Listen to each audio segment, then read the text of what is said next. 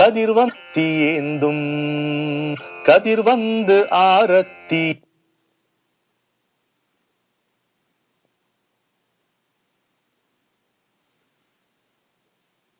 ஏந்தும் இந்த பரிசுத்தம் பெருகட்டும் அதிருத்ரம் மது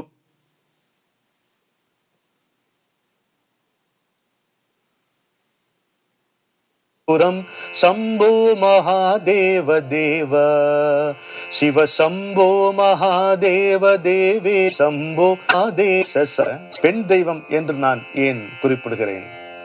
ஒரு பக்கம் பார்த்தால் சில அடியவர்கள் அவரை அம்பாளாகவே கருதி வந்திருக்கிறார்கள். சாட்சாத் காமாட்சி அம்மன் தான் மகா பெரியவா என்று ரொம்ப உறுதியாக கருதி, அது அவர்களுடைய அனுபவம். அந்த அனுபவத்தை நீங்க கேள்வியே கேட்க முடியாது. You cannot question their experience. You can debate on their belief. You can never question somebody's experience. அவர்களுக்கு அவர்தான் அம்பாள் என்கின்ற அனுபவம், திட நிச்சயம். இது ஒன்று. பெண் தெய்வம் என்ற அந்த சொற்றொடருக்கு இன்னொரு பொருளும் நாம கொடுக்கலாம். பெண்களின் தெய்வம். பெண்களுக்கு எத்தனையோ பெண்களுக்கு அவங்க எதிர உரையாடி கரையாடி அவற்றை கேள்வி கேட்டு பதில் வாங்கக்கூடிய நிலைமையில் இல்லாத பெண்களுக்கும் கூட அவர் கண்கண்ட கடவுளாக விளங்கி இருக்கிறார் அந்த நடமாடும் தெய்வம். அதுதான் ரொம்ப அற்புதமான ஒரு காட்சி. ஒரு முறை அவருக்கு ரொம்ப அவருடைய பக்தர்களில் ஒருவர் வச்சுங்களேன், ஒரு பிரமுகர், செல்வந்தர், எப்பவும் அடிக்கடி வரவர் தான் அவர். பெரியவரை நமஸ்காரம் பண்ணும்போது முகத்தை கூட திருப்பி பார்க்கலாரு, அப்படி திருப்பிக்கிறார், முகத்தை திருப்பிக்கிறாராம். அவர் அங்க இருக்கிறதே கவனிக்கல.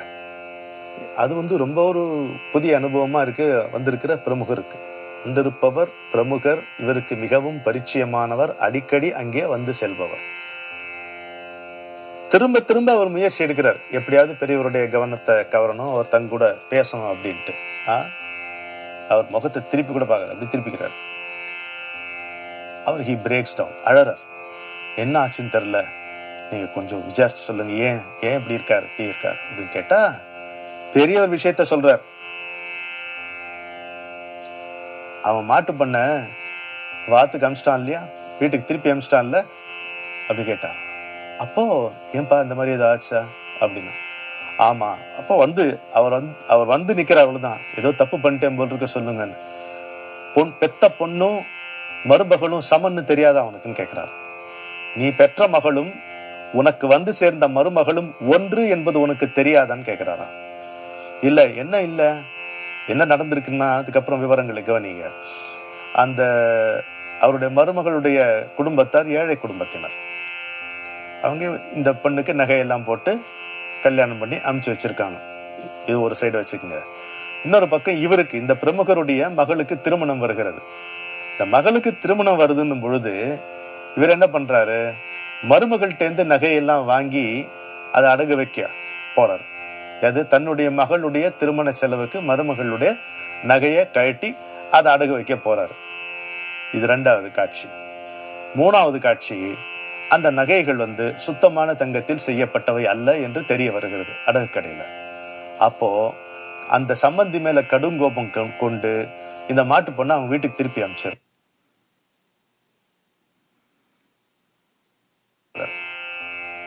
கிழிகிறார் மகா பெரியவர்கள். ஏண்டா, நீ ஜமீன்தார், அவர் ஏழை, இது தெரியாதா உனக்கு? உனக்கு இருக்கிற பணத்துக்கு நீ தானே நகையை போட்டு அவளை கூட்டு வந்திருக்கணும் உங்க வீட்டுக்கு, அது இல்லாம நீ அவளை திருப்பி அனுப்பிச்சிருக்கியா நீ அப்படிங்கிறார். கையில காலில் விழுந்து கதறி, எப்போதான் பேச மாட்டேன், நான் நாளைக்கே என் மருமகளை வீட்டுக்கு திரும்ப அழைச்சின்னு வந்துடுறேன் அப்படின்னு உறுதி கொடுத்து கண்ணீரின் கம்பளையுமாக வெளியேறுகிறார். இதுல பாருங்க, இந்த விவரம் யாருக்கும் தெரியாது. யாரும் அவர்கிட்ட கம்ப்ளைண்ட் பண்ணல. அந்த துரத்தப்பட்ட அந்த மாட்டு மருமகளோ அந்த மருமகளுடைய தந்தையாரோ தாயாரோ யாரும் இவர்கிட்ட செய்தி தெரிவிக்கலைங்க. இவராகவே, இவருக்கு என்ன தெரியாதா, எங்கும் இருக்கக்கூடிய பெண்களின் தெய்வம், பெண் தெய்வம் நடந்ததை கண்கூடாக கண்டு உடனடியாக இந்த நடவடிக்கை எடுத்தது. சேர்ந்தான். இது ஒன்னாச்சா. இன்னொன்று, ஒரு கடிதம் வருகிறது அவருக்கு. என்ன கடிதம்? என்னால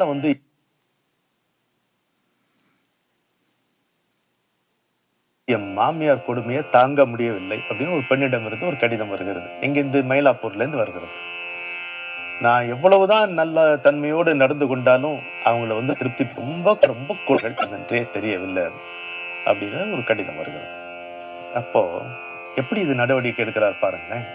சிலது வந்து அவருக்கே தெரியுது, சிலதுக்கு அவருக்கு தெரிய வருகிற விஷயங்கள் ரெண்டு இருக்கு இல்லையா. அவரே தெரிந்து கொண்டு நடவடிக்கை எடுக்கின்ற சில நிகழ்வுகள், அவருக்கு தெரிய வந்து அதன் மேல் அவர் நடவடிக்கை எடுக்கின்ற சில நிகழ்வுகள் ரெண்டும் இருக்கு. இப்போ அந்த மருமகள்கிட்ட இருந்து கடிதம் வந்து பெண் இருக்கிற வீட்டுக்கு பக்கத்துல நம்ம பக்தர்கள் இருப்பாங்க இல்லையா, அதுல ஒரு பெண்மணிய இந்த அம்மா போய் பார்க்க சொல்லுகிறார். இந்த பொண்ணை போய் பார்க்க சொல்லு, பார்த்துட்டு அவளுக்கு வந்து புராணத்துல நம்முடைய பெண்கள் கஷ்டப்பட்ட பெண்களுடைய கதையெல்லாம் சொல்ல சொல்லு போலதான் சொல்றாரு. அது மாதிரி மயிலாப்பூர்ல ஒரு கப்பல் இருக்காங்க, அவங்க வீட்டுக்கு இந்த செய்தி போகிறது. அந்த பெண்மணி பெரியவருடைய கட்டளையை ஏற்று இந்த கடிதம் அமிச்சாங்க இல்லையா, அந்த பெண்மணி வீட்டுக்கு போய் உட்காந்து திரௌபதி எவ்வளவு கஷ்டப்பட்டா, குந்தி எவ்வளவு கஷ்டப்பட்டா, நலாயினி எவ்வளவு கஷ்டப்பட்டா, இந்த கதைகள்லாம் எடுத்து சொல்றான். இந்த அம்மாவும் பொறுமையா கேட்டுக்கிற. இல்ல என்ன ஏதுன்ற விசாரணைங்க இல்ல, அம்மா பெரியவா வந்து உங்ககிட்ட இந்த கதையெல்லாம் எனக்கு சொல்லிட்டு வர சொன்னார்மா அப்படி. சரி, அப்படி அது எவ்வளவு பெரிய சந்தோஷம் அந்த அம்மாக்கு. நம்ம ஒரு கடிதம் போட்டோம், அது யாருக்கும் தெரியாது. அவர் இந்த கடிதத்தெல்லாம் பத்தி யார்ட்டையும் பிரஸ்தாபிக்கல.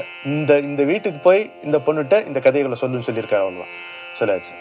2 மாசம் கழிச்சு அதே பெண்ணிடம் இருந்து மீண்டும் ஒரு கடிதம் வருகிறது பெரியவருக்கு. என்னன்னா, ஒரு பிரச்சனையில் எல்லாம் தீர்ந்து போச்சு, எங்க மாமியார் வந்து அவ்வளவு சுமூகமா இருக்காங்க, நான் செய்யற சின்ன சின்ன நல்லது கூட அவங்க பாராட்டு தெரிவிக்கிறாங்க, எங்க அம்மா என்கிட்ட எப்படி ஆதுரமா இருப்பார்களோ, பாசமாக நேசமாக இருப்பார்களோ, அன்பாக இருப்பார்களோ, அப்படி என்னுடைய மாமியார் இருக்கிறார். உங்களுக்கு என்னுடைய நமஸ்காரம். நம்ம வந்து கூட பார்க்கல, அவசியம் இல்லை, தேவையில்லை. அங்க ஒரு கடிதம், அதுக்கு ஒரு நடவடிக்கை, அந்த பிரச்சனை தீர்ந்தது. முன்பு இருந்த இன்னொரு விஷயத்துல அவரே அறிந்தது, யாரும் வந்து அவருக்கு கம்ப்ளைண்ட் பண்ணல, சரியா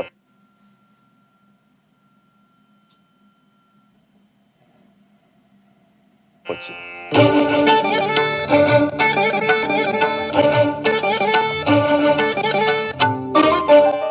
மூணாவது இன்னொன்னு இருக்கு பாருங்க, ரொம்ப அருமையான ஒரு விஷயம். பெரியவர் தரிசனத்துக்காக உட்கார்ந்து இருக்கிறார்.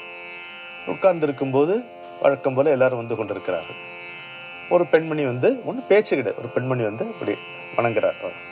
வணங்கணும், என்னம்மா திருமங்கல்யத்தை சேர்த்துட்டியா திருப்பதியில அப்படின்னு கேட்கிறாரு. அவளோட கண்ணுல தார தாரையா தண்ணி. யாருக்குமே தெரியாத ஒரு நிகழ்ச்சி அது. என்ன நிகழ்ச்சி? அந்த பெண்ணுடைய கணவருக்கு உடம்பு சரியில்லை.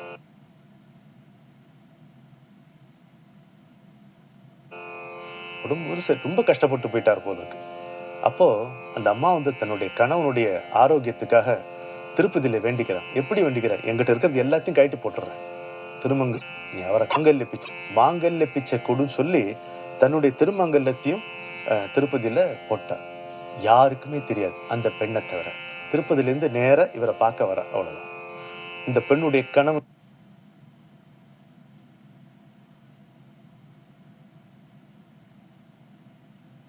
கூட தெரியாது, இவங்க குடும்பத்தார் யாருக்கும் தெரியாது, இவ யார்கிட்டையும் பேசவும் இல்லை, அதை பத்தி பேச வேண்டிய தேவையும் இல்லை. ஏன்னா இது ஒரு ரகசியமா இருக்க வேண்டிய ஒரு விஷயம். பேச அந்த பெண்ணை தோணிருக்கோம்ல. He himself has acknowledged this. என்னுடைய காணிக்கை அவரே ஏற்றுக்கொண்டார்.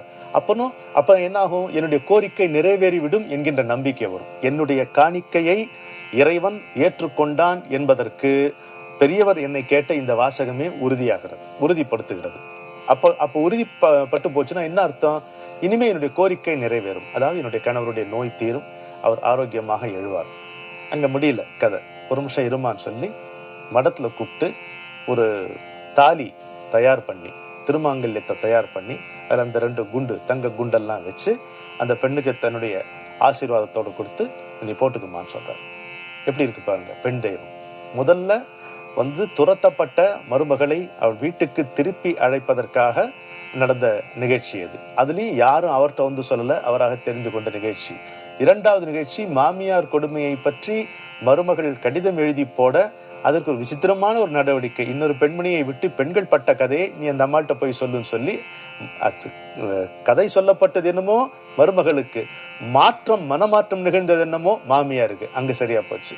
மூன்றாவது, யாருக்கும் தெரியாமல் தன்னுடைய கணவனுக்காக வேண்டிக் கொண்டு திருப்பதியில் திருமாங்கல்யத்தை கூட சமர்ப்பித்த பெண்ணை அவர் அதை அங்கீகரித்து பெருமாள் அதை சுவீகரித்து விட்டார் என்பதை அவளுக்கு தெரிவித்து மாற்றாக இன்னொரு திருமாங்கல்யத்தையும் கொடுத்து அனுப்பி வைத்தார். இந்த 3 நிகழ்வுகளின் மூலம் அவர் பெண் தெய்வம் என்று, அம்பிகை என்று கொண்டாடப்படுவதும், பெண்களின்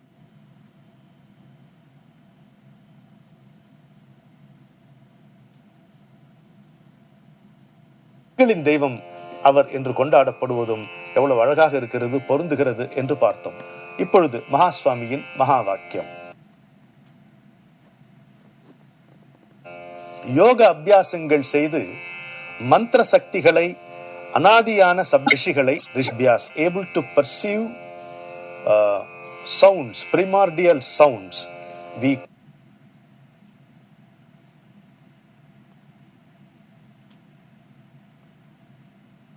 call those rishis as drashtas. drashtana என்ன? பார்ப்பவர்கள்.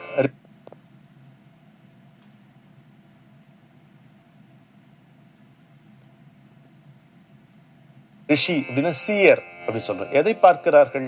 அவர்களால் சங்கீதத்தை பார்க்க முடியும், சப்தங்களை பார்க்க முடியும். கடந்த காலம், நிகழ்காலம் இது ஒன்றது. கவிஞன் என்பவன் தெரிந்தவன்.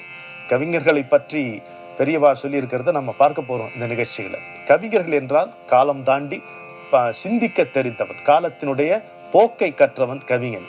ரிஷி என்பால் முக்காலமும் உணர்ந்தவர். ரிஷி என்பவர் முக்காலமும் உணர்ந்தவர். அது மட்டுமல்ல, பாரதி சொல்கின்ற மந்திர சொல் வேண்டும் கேட்கிறான் இல்லையா? மந்திரம் போல் வேண்டுமடா சொல்லின்பம். அந்த மந்திரம் எங்கே இருக்கிறது என்று அதை தரிசிக்க கூடியவர்கள். விஸ்வாமித்திரர் காயத்ரி மந்திரத்தை இயற்றவில்லை, அதை இறக்கி வந்தார். இருந்த மந்திரம் வெட்ட வெளியிலே மர்மமாக நிலவிக் கொண்டிருந்த காயத்ரி மந்திரத்தை தன்னுடைய தவத்தினுடைய முனையிலே அதை தரிசித்து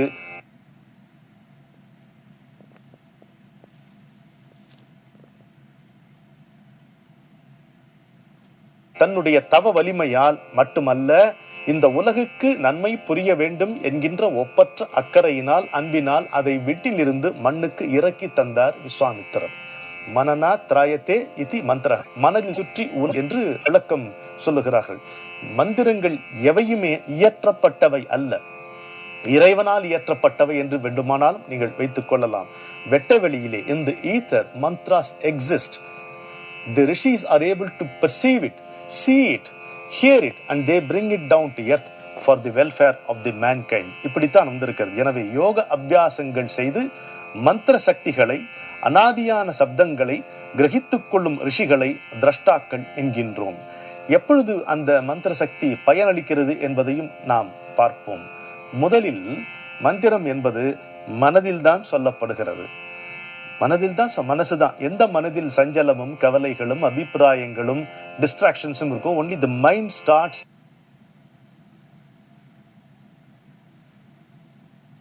chanting the mantra. Over a time the mantra enters chittam or consciousness.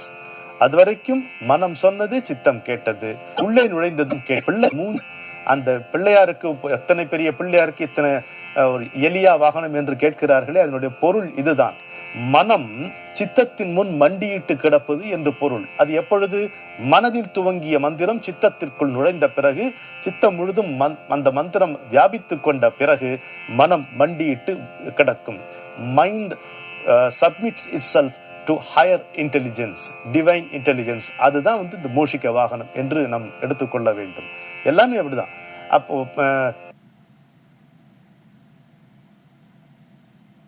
புலி மீது, சிங்கத்தின் மீது துர்கை இருக்கிறாள் என்றால் நம்முடைய அகங்காரத்தின் மீது இருக்கிறாள். இதை நாம் இங்கேயே இப்போதே செய்து கொள்ள முடியும் என்பதை சுட்டிக்காட்டத்தான் இதை சொல்கிறார். இப்பொழுது நம்மால் யோகாபியாசங்கள் செய்து அந்த மந்திரங்களை தரிசிக்க முடியுமா? முடியாது. அதுக்கு தேவையும் கிடையாது. ஏற்கனவே கண்டுபிடிக்கப்பட்ட ஒன்றை எதற்காக கண்டுபிடிக்க வேண்டும்? ஏற்கனவே கண்டுபிடிக்கப்பட்ட ஒன்றை பயன்படுத்துவதுதான் அறிவு அல்லவா? அதை பயனில் ஏற்றுக்கொள்வதுதான் அறிவு. மந்திரங்கள் ஏற்கனவே அவர்கள் தங்களுடைய தவ வலிமையாலும் உலக நன்மைக்காகவும் அது இறக்கியும் தந்திருக்கிறார்கள். அதை நாம் பயின்று நல்லபடி உய்வோம். எனவே ரிஷிகளை மனதில் நினைத்து கொண்டால், ஒரு மனிதன் இந்த உலகத்தில் நினைவு கொள்ளும் வரை தாங்கள் இங்கே இருப்போம், நன்மை செய்வோம் என்பது மகரிஷிகள் நமக்கு கொடுத்திருக்கின்ற சத்தியம். இதைத்தான் மகா சுவாமிகள் சுட்டி காட்டுகிறார். அந்த மகரிஷிகளின் பரம்பரையில் வந்தவர்தான் அவர் என்பதை நாம் மறந்துவிடக் கூடாது என்று சொல்லி அமைகிறேன். வணக்கம்.